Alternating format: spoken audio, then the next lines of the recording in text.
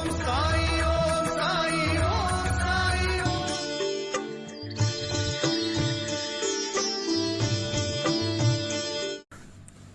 சாய்ராம். அத்தியாயம் 40. பாபாவின் கதைகள். திருமதி தேவின் உத்யாபன் விழாவிற்கு ஒரு சந்நியாசியைப் போல் மற்ற இருவருடன் செல்லுதல். ஒரு சித்திர ரூபத்தில் ஹேமத்பந்தின் வீட்டுக்கு செல்லுதல். முன்னுரை. தம் அடியவர்களுக்கு லௌகீக ஆன்மீக விஷயங்களில் அறிவுரை பகரும் ஸ்ரீ சமர்த்த சாயி புனிதமானவர். தங்கள் வாழ்வின் லட்சியத்தை அவர்கள் எய்தும் வண்ணம் அவர்களை ஊக்குவித்து மகிழ்வடைய செய்கிறார்.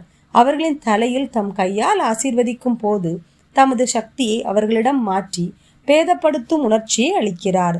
இத்வைத உணர்வின்றி வித்தியாசமின்றி பக்தர்கள் கீழே விழுந்து வணங்கும் போது அவர்களை அரவணைத்து எட்டு அடைய முடியாத பொருளாகிய தம்மையே அவர்களுக்கு கொடுக்கிறார்.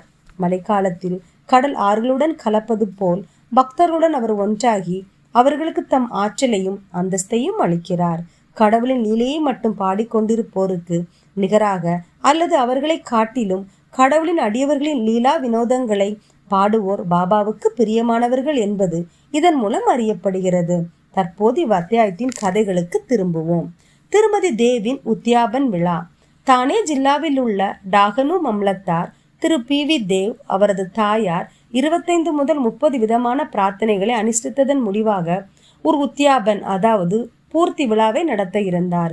100 அல்லது 200 அந்தணர்களுக்கு உணவளிப்பதும் இவ்விழாவுடன் சேர்ந்த ஒரு அம்சமாகும். தேவ் விழாவிற்கு ஒரு நாளை நிச்சயித்தார். சாய்பாபாவின் விஜயத்தாலன்றி விழா உரிய முறையில் பூர்த்தி அடையாதாகையால் விழா விருந்தில் கலந்து கொள்ள அவரின் சார்பில் பாபாவை வேண்டு கொள்ளுமாறு பாபு சாஹேப் ஜோக்கிற்கு ஒரு கடிதம் எழுதியிருந்தார். பாபாவிடம் பாபு சாஹேப் ஜோக் இக்கடிதத்தை படித்து காண்பித்தார். பாபா தேவின் தூய்மையான உள்ளபூர்வமான அழைப்பினை கவனத்துடன் கருத்திற்கொண்டு கூறினார். என்னை நினைவில் கொண்டிருப்பவரை நான் எப்போதும் நினைத்து கொண்டிருக்கிறேன். எனக்கு எவ்வித வாகனமோ வண்டியோ ரயிலோ அல்லது விமானமோ தேவையில்லை. என்னை எவன் அன்புடன் கூப்பிடுகிறானோ அவனிடம் ஓடி சென்று நானே வெளிப்படையாக கலந்து கொள்கிறேன். நம்மில் 3 பேர் அதாவது 3 நான், நீ மற்றும் ஒருவன் சென்று அவ்விழாவில் கலந்து கொள்வதாக அவருக்கு ஒரு மகிழ்வான பதில் எழுது என்றார். ஜோக் பாபாவை கூறியதை தேவிடம் தெரியப்படுத்தினார். பின்னவர் மிகுந்த மகிழ்ச்சி அடைந்தார். எனினும் பாபா தாமே நேரடியாக ரகதா, ரூய், நீம்காவல் முதலிய இடங்களை தவிர வேறு இடங்களுக்கு சென்றதில்லை என்பது அவருக்கு தெரியும்.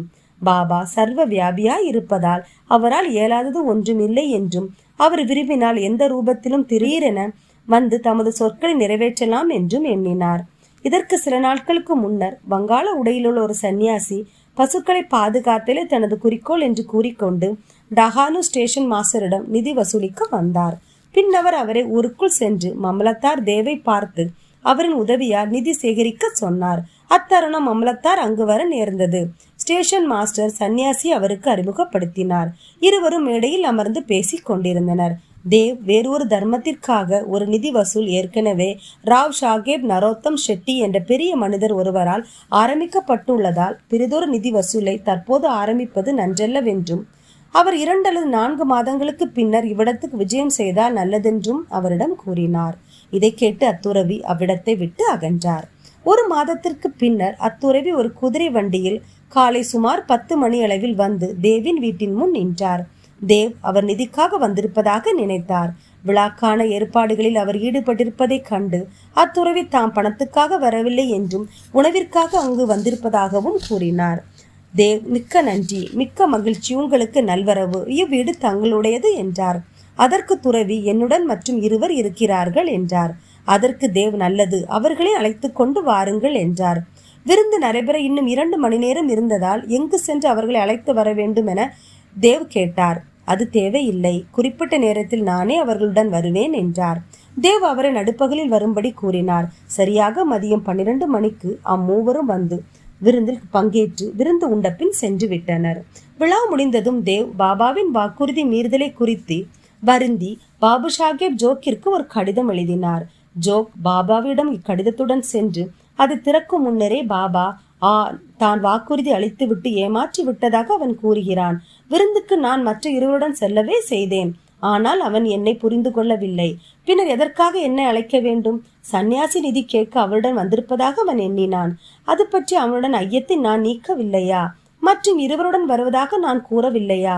மூவரும் உரிய நேரத்தில் வந்து உணவு உட்கொள்ளவில்லையா? பார், எனது மொழிகளை காப்பதற்கு நான் எனது உயிரையே தியாகம் செய்வேன். எனது மொழிகளுக்கு மாறுபட்டு நான் இருக்கவே மாட்டேன் என்றார். இப்பதில் ஜோக்கின் உள்ளத்தை மகிழ்வடைய செய்தது. இவை அனைத்தையும் தேவுக்கு தெரிவித்தார். அது அவர் படித்த உடனே ஆனந்த கண்ணீர் விட்டார். வீணாக பாபாவை குற்றம் கூறியதற்காக தம்மை தாமே கடிந்து கொண்டார். துறவியின் முந்தைய வருகையினால் தான் எவ்வாறு ஏமாற்றப்பட்டோர் என்பதையும், உணவுக்காக தாம் இருவருடன் வருவதாக கூறிய துறவியின் கூற்றுள்ள குறிப்பை தாம் எங்கன புரிந்து கொள்ளாத தவறிவிட்டார் என்பதையும் குறித்து மிகவும் ஆச்சரியப்பட்டார். அடியவர்கள் தாங்களே முழுமையாக சத்குருவுடன் சரணாகதி அடையும் போது அவர் தம் வீட்டில் நடைபெறும் மத சடங்குகள் உரிய முறையில் தேவையான சம்பிரதாயங்களுடன் நடத்தப்படுகின்றனவா என்று அவர் கவனிக்கிறார் என்பதை இக்கதை நமக்கு தெளிவாக காட்டுகிறது. ஹேமத் பந்தின் கோலி பண்டிகை விருந்து. பாபா தமது சித்திர ரூபத்தில் தோன்றி தமது அடியவரின் ஆவலை பூர்த்தி செய்தார் என்பதை கூறும் மற்றொரு கதையை காண்போம். 1917ஆம் ஆண்டு பங்குனி மாதம் பௌர்ணமி ஹோலி பண்டிகை அன்று காலை ஹேமத் பந்துக்கு ஒரு காட்சி தோன்றியது. பாபா அவரது கனவில் நன்றாக உடையணிந்த ஒரு துறவியை போன்று தோன்றி அவரை எழுப்பி அன்று உணவுக்காக அவரிடம் வருவதாக கூறினார். கண்விழித்து எழுந்த அவர் துறவியையோ அல்லது சாயையோ காணவில்லை. ஆனால் அவர் கனவை நினைவு கூற தொடங்கிய போது கனவில் துறவி கூறிய ஒவ்வொரு வார்த்தையும் ஞாபகத்தில் கொணர்ந்தார். 7 ஆண்டுகளாக பாபாவுடன் அவர் தொடர்புடையவராக இருந்தாலும், பாபாவை எப்போதும் தியானித்த போதிலும் பாபா உணவுக்காக தம் வீட்டுக்கு வருவார் என்று அவர் எதிர்பார்க்கவில்லை. ஆயினும் பாபாவின் மொழிகளால் அவள் மனம் மகிழ்ந்து தமது மனைவிடன் சென்று அன்று ஒரு புனிதமான நாளாக இருப்பதால் ஒரு துறவி விருந்தாளி உணவுக்காக வருகிறார் என்றும் அதிகமான உணவு தயார் செய்ய வேண்டும் என்றும் கூறினார். அவள் விருந்தாளியை பற்றி யார், எப்போது வருகிறார்கள் என்று கேட்டாள். தமது மனைவியை அலைக்கழிக்காத நியதியின் பொருட்டும் தப்பு எண்ணத்தை தவிர்ப்பதற்காகவும் உண்மையான அதாவது கனவினை பற்றி அவளிடம் கூறினார். பாபா இவ்விடத்திற்கு ஷீரடியிலிருந்து அங்குள்ள நேர்த்தியான உணவை விடுத்து சாதாரணமான தங்கள் வீட்டு உணவை ஏற்க வருவாரா என்று அவள் ஐயத்துடன் கேட்டாள். ஹேமத் பந்த் அவளுக்கு பாபா நேரடியாக வரமாட்டார் என்றும் ஒரு விருந்தினர் ரூபத்தில் வருவார் என்றும் உறுதியளித்து இன்னும் சற்று அதிகமாக சாதம் வடிப்பதினால் அவர்கள் இழக்கப் போவது ஒன்றுமில்லை என்றும் கூறினார். இதன் பின்னர் விருந்துக்கான ஏற்பாடுகள் செய்யப்பட்டு மதியத்திற்குள் அது தயாராகியது. ஹோலி வழிபாடு செய்யப்பட்டு இலை போடப்பட்டது. அதை சுற்றிலும் கோலமிடப்பட்டது. நடுஸ்தான விருந்தாளிக்கெனவும் மற்றவர்களுக்கு 2 வரிசையிலும் இலைகள் போடப்பட்டன. குடும்பத்தின் எல்லா உறுப்பினர்களும், மகன்கள், பேரன்கள், புத்திரிகள், மருமகன்கள் அனைவரும் வந்து தத்தமது இடங்களில் அமர்ந்தனர். பல்வேறு வித உணவு வகைகள் பரிமாறப்பட்டன. இது நிகழ்ந்து கொண்டிருக்கையில் அனைவரும் விருந்தாளிக்காக எதிர்பார்த்திருந்தனர். மதியம் கடந்துவிட்ட போதிலும் ஒருவரும் வரவில்லை. பின்னர் கதவு சாத்த பெற்று தாளிடப்பட்டது. பின் அன்ன சுத்தி அதாவது நெய் விடப்பட்டது. இதுவே உண்ண ஆரம்பிப்பதற்கு அடையாளம். அக்னிக்கு முறையான சமர்ப்பணமும் கிருஷ்ணருக்கு நைவேத்தியம் கூட ஆயிற்று. குடும்பத்தினர் உண்ண ஆரம்பிக்கும் அதே தருவாயில் வாசலில் காலடி சத்தம் தெளிவாக கேட்டது. ஹேமத் பந்த் உடனே சென்று கதவை திறந்தார். அலி முகமது, மௌலானா இஷ்மு முஜாவர் ஆகிய இருவரை கண்டார். உணவு தயாராக இருப்பதையும் குடும்பத்தினர் உண்ண தயாராக இருப்பதையும் இவ்விருவரும் கண்டு ஹேமத் பந்திடம் மிகுந்த வருத்தம் தெரிவித்து தங்கள் குறுக்கீட்டுக்கு மன்னிப்பு கோரினர். அவர்கள் எங்களுக்காக நீங்கள் இருக்கையை விட்டு எழுந்து ஓடி வந்திருக்கிறீர்கள். மற்றவர்கள் உங்களுக்காக காத்து கொண்டிருக்கின்றனர்.